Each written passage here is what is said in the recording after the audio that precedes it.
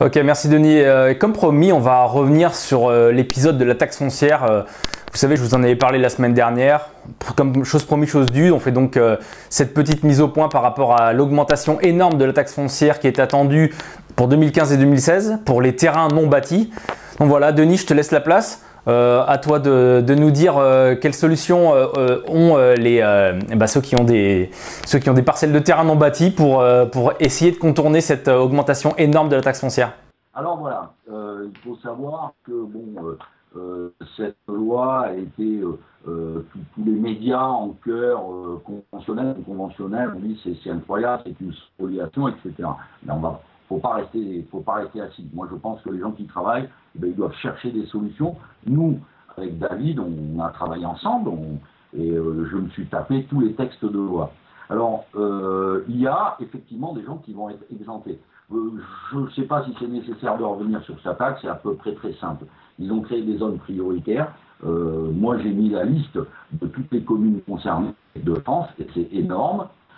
Et cette loi dit que tout terrain constructible en zone prioritaire, non bâti, alors après, il y a tous les alinéas, si vous avez obtenu un permis de construire avant 2015 et ceci, cela. Alors, ça, on va passer outre. Si vous voulez vous informer, il y a de quoi faire, il y a de la matière. Par contre, personne ne vous a dit comment faire pour sortir de ce piège. C'est-à-dire que beaucoup de gens ont des petits bouts de terrain, c'est typique de la France, si vous voulez, de la petite France foncière, pas de riches, ont un petit bout de terrain qu'ils ont gardé en se disant mes enfants pourront construire là, ou je ne sais pas ce que je vais en faire pour l'instant, ça pourra servir pour ma retraite, etc. De zones donc, qui ont été décidées, qui sont passées donc en zone constructible. Bon, le fait est qu'à partir de 2015, si vous êtes dans une zone prioritaire, vous allez vous retrouver, c'est voté, à payer 5 euros du mètre carré et ça doublera dans les 2 années qui suivent. À savoir que 5 euros le mètre carré, un terrain de 1000 mètres carrés, ça vous fait 5000 euros. C'est quasiment impossible. C'est une expropriation pure et simple, comme tous ces gens qui habitent sur l'île de Ré depuis un siècle et qui se retrouvent expropriés pour loger nos anciens ministres. Donc, il y a une solution, effectivement. Sur le code général des impôts, il y a des exemptions. Alors, je me suis tapé tout le code des impôts, merci. Et il faut aller à l'article 1386, modifié par la loi 2014-1170 du 13 octobre 2014, article 78. Je vais essayer d'aller vite. Donc, on vous mettra ça en ligne, on s'occupera, l'agence Infolibre s'occupera de ça. Et il faut aller un petit peu plus loin sur ces exemptions pour savoir que, bon, sont exemptés les terrains classés depuis moins d'1 an dans une zone urbaine à urbaniser, donc ça vous donne un petit sursis, mais il y a un petit alinéa qui est très intéressant, et c'est l'alinéa 4 qui dit « Au terrain appartenant ou donné à bail à une personne relevant d'un régime de protection sociale agricole, au sens de l'article L. 722.1 du Code rural et de la pêche maritime, ou mentionné à l'article 731-23 du même code, est utilisé pour les besoins d'une exploitation agricole au sens de l'article 163 du code présent. » Bon, alors, on va redevenir tous des exploitants agricoles, il n'y a aucun problème, parce qu'il faut savoir que tout le monde qui a un terrain, aussi petit soit-il, a le droit de s'inscrire à la MSA, donc la mutualité sociale agricole, avec un statut particulier qui s'appelle cotisant de solidarité. Cotisant de solidarité, c'est quoi? Ce sont les petites exploitations marginales qui exploitent. Alors, je vais vous donner des idées. Par exemple, vous pouvez faire une exploitation de crocus qui cherche à faire le safran. Les exploitants pratiquant ce genre de culture d'une façon sérieuse d'ailleurs, travaillent sur des parcelles de 2000 mètres carrés. Il y en a qui font de l'élevage d'escargots. Vous pouvez faire de la reproduction de coccinelle. Vous pouvez faire pousser des fleurs séchées, qu'importe ce que vous allez leur proposer.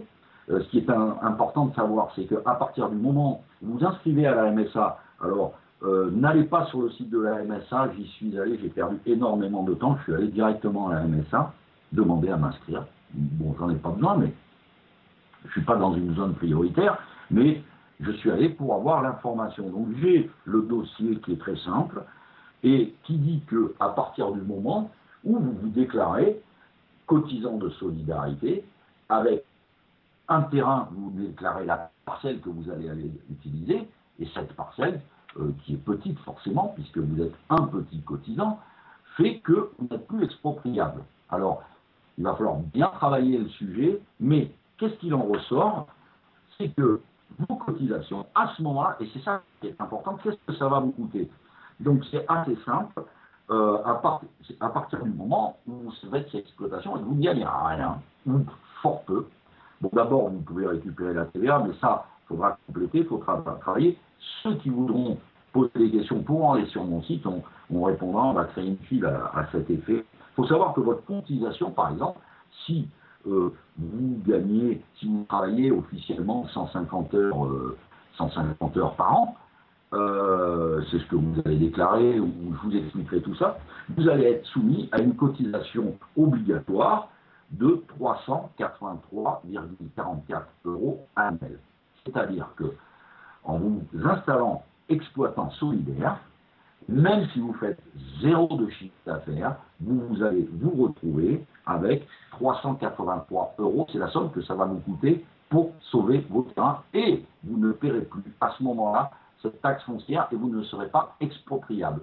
Car l'État a été obligé de céder devant les paysans. Et ce qui est fort normal, imaginez des paysans aujourd'hui qu'on a obligé de s'inventer pour survivre, qui ont des terrains à des endroits imprévus, ne peuvent pas payer effectivement 5 € du mètre carré. Vous prenez un exemple tout simple à La Roche-sur-Yon, en pleine zone industrielle, vous pouvez voir un champ de 2 hectares où il y a des vaches qui montent. Imaginez si le gars, on lui demande 2 hectares, 5 € du mètre carré, c'est une taxe de 100 000 €. Voilà, pour vous donner un ordre d'idée. Il n'y a plus qu'à en faire don à la mairie. Donc voilà, ce système d'expropriation peut être contourné.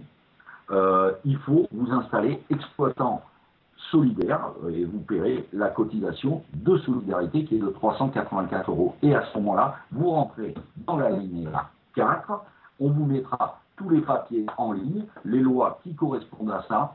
C'est la seule manière de sauver votre peau si vous êtes dans des zones prioritaires. Donc David s'occupera, et moi également, sur le site, de vous donner tous les documents. Et en attendant, je te rends la parole, David, et puis le travail continue, on cherche pour vous.